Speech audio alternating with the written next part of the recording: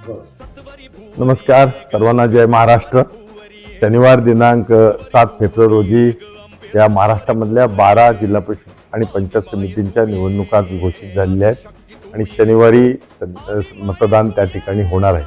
आपल्या कोकणामध्ये रायगड, रत्नागिरी, सिंधुदुर्ग या 3 जिल्ह्यामध्ये सुद्धा या जिल्हा परिषद पंचायत समितीच्या निवडणुका होत आहेत। जवळजवळ न्यायालयीन प्रक्रियेमुळे विलंबित झालेल्या ह्या निवडणुका ज्या स्थानिक स्वराज्य संस्थांच्या निवडणुका होणं गरजेच्या होत्या, त्या जवळजवळ आज साधारणपणे 5-6 वर्षानंतर होत आहेत आणि खऱ्या अर्थानं ज्याला आपण मिनी मंत्रालय म्हणतो, ही निवडणूक आज होते।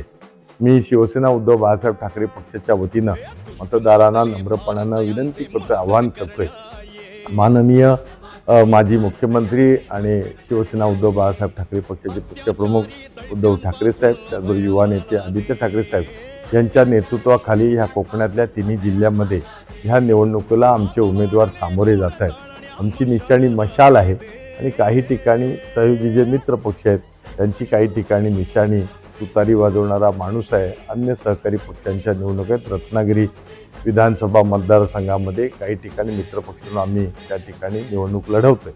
माझी सगळ्या रत्नागिरी, रायगड, सिंधुदुर्ग जिल्ह्यातील मतदार बंधूंना विनंती आहे की राज्यामध्ये एक सक्षम विरोधी पक्ष म्हणून शिवसेना उद्धव बाळासाहेब ठाकरे पक्षाची भूमिका आहे आणि आज सत्ताधारी राज्य सरकार असेल, केंद्र सरकार असेल, पैशाच्या, सत्तेच्या, भ्रष्टाचाराच्या जोरावरती ह्या निवडणुका त्या ठिकाणी लढवत आहेत, हे आपण सगळ्यांनी पाहिलंय।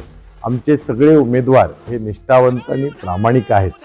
आज रत्नागिरी विधानसभा मतदारसंघामध्ये सुद्धा वाटत, खंडाळा, जयगड पासून ते कोतवडा असेल, खालगाव असेल, शिरगाव, मिऱ्या असेल, पाली असेल, हातकंबा असेल, आडीपट्ट्यातला भाग असेल, पावस, पूर्णगड, हरचेरी, कर्ला ह्या भागामध्ये सुद्धा या तालुक्यामध्ये निवडणुका होत आहेत। विशेष करून माझे आग्रहानं रत्नागिरी जिल्ह्यातील मतदार बंधूंना विनंती, मंडणगड ते राजापूर तालुक्यामध्ये सर्व ठिकाणी त्या ठिकाणी आम्ही शिवसेना उद्धव बाळासाहेब ठाकरे पक्षाच्या मशाल चिन्हावरती निवडणूक लढवतोय।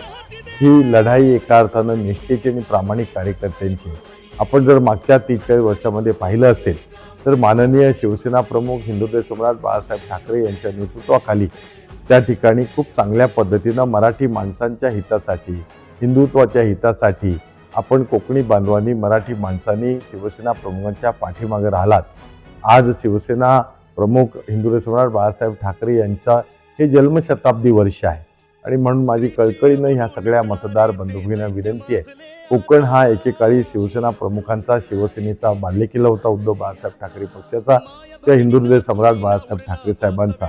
आज त्या ठिकाणी गद्दारीची कीड आपल्याला लागली आणि त्यामुळे काही गद्दारांनी ह्या शिवसेनेचे 2 भाग करण्याचा प्रयत्न केला आणि राज्यकर्त्यांनी त्याला खतपाणी घातलं। तर माझी कळकळीची विनंती आहे, मतदार बंधू भगिनींना मशाल चिन्हावरचं बटन दाबून आमच्या सगळ्या उमेदवारांना विजयी करा। धन्यवाद।